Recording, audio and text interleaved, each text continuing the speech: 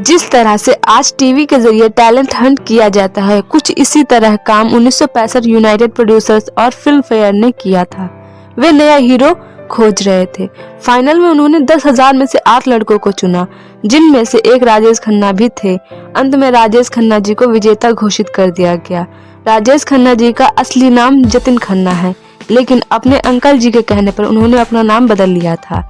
1969 से 1975 के बीच में राजेश खन्ना जी ने कई सुपरहिट फिल्में दी। उस दौर में पैदा हुए ज्यादातर लड़कों के नाम राजेश रखे गए थे, क्योंकि ये बहुत ही फेमस हो चुके थे। फिल्म इंडस्ट्री में राजेश खन्ना जी को प्यार से काका कहा जाता था। जब वे सुपरस्टार थे तब एक कहावत बड़ी मशहूर थी, ऊपर आका और नीचे काका।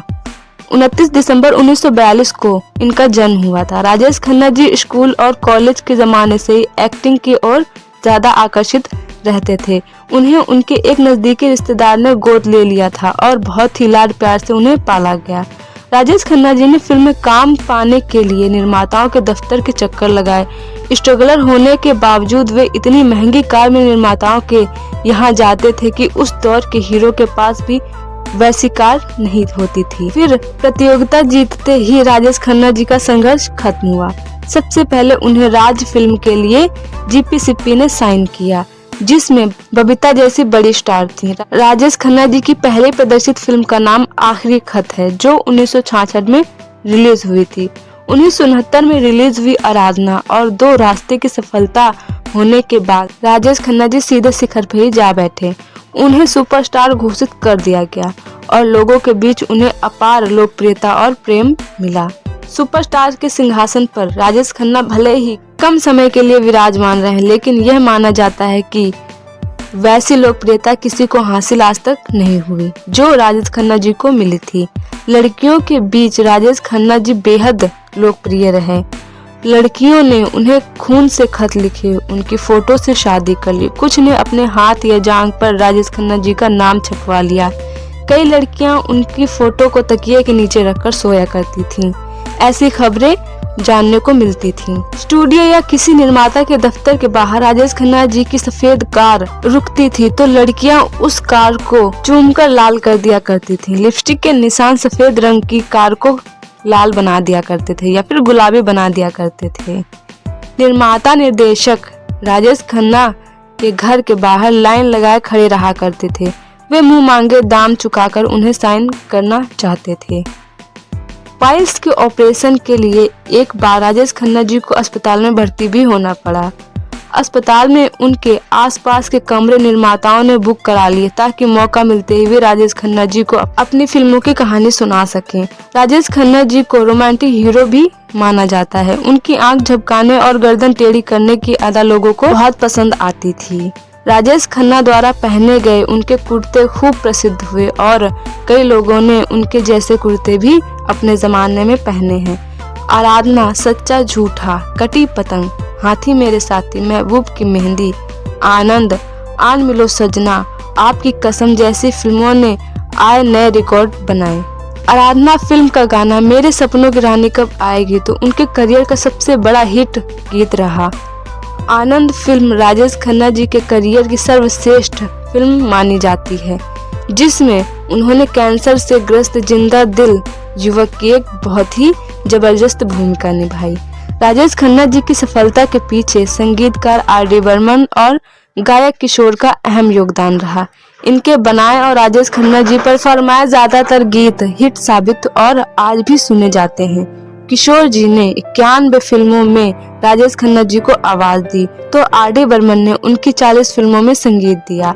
अपनी फिल्मों के संगीत को लेकर राजेश खन्ना हमेशा सजग रहा करते थे।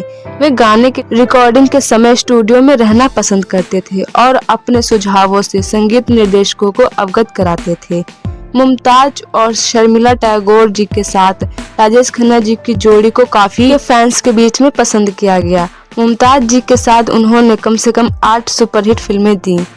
मुमताज जी ने शादी कर फिल्म को अलविदा कहने का बना लिया। उनके इस फैसले से राजेश खन्ना जी बहुत दुखी हुए थे।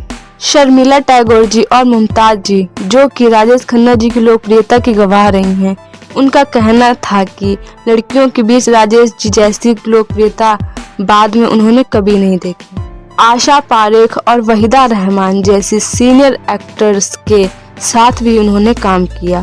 खामोशी में राजेश जी को वहीदा रहमान के कहने पर ही रखा गया था।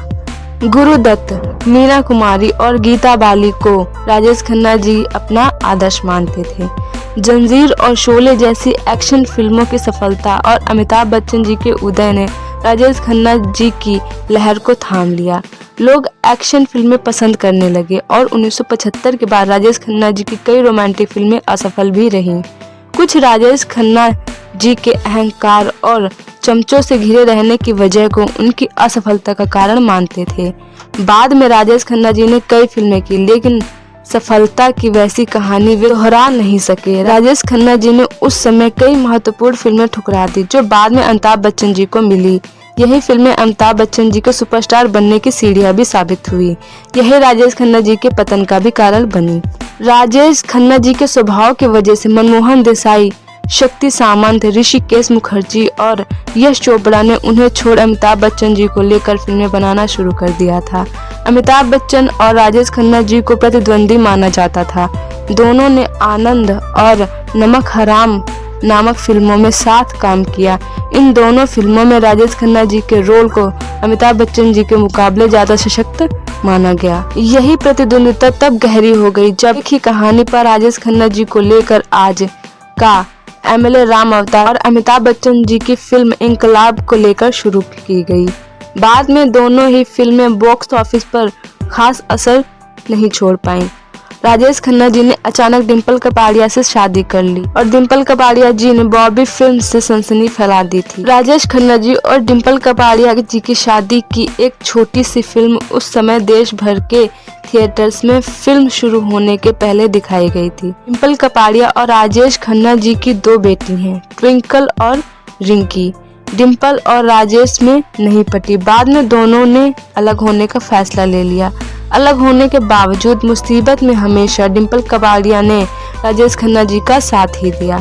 हाल ही में वे बीमार हुए, जो डिम्पल कपाड़िया ने उनकी सेवा भी की। अपनी साली सिंपल कपाड़िया के साथ राजेश खन्ना जी बतौर हीरो फिल्म अनुरोध में नजर आए। ऐसी फिल्में जिन्होंने राजेश खन्ना जी को ऊंचाइयों तक पहुंचा दिया तो उन कुछ फिल्मों के नाम हैं जैसे आराधना, इत्तेफाक, 2 रास्ते, बंधन, डोली, सफर, खामोशी, कटी पतंग, आन मिलो सजना, ट्रेन, आनंद, सच्चा झूठा, दुश्मन, महबूब की मेहंदी, हाथी मेरे साथी। और उनकी जिंदगी में यह सब सिलसिले होने के बाद जब उनके जीवन का जब अंतिम पड़ाव आया, वो दिन 18 जुलाई 2012 को राजेश खन्ना जी नहीं रहे थे। वे कैंसर से जूझ रहे थे। उनकी मौत के 1.5 साल पहले ही उन्हें पता चल गया था कि वे इस जानलेवा बीमारी के शिकार हो चुके हैं।